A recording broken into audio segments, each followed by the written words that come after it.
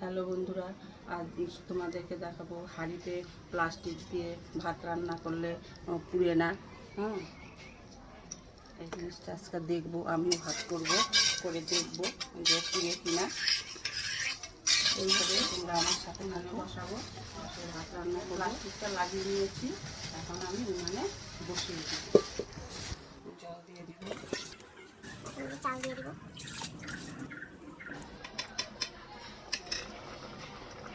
ভাত হয়ে গেছে। এখন আমি নামিয়ে নিচ্ছি, ভাতটা নামিয়ে নিব, দেখবো প্লাস্টিকটা পুড়ে গেছে কিনা, ঢালবো।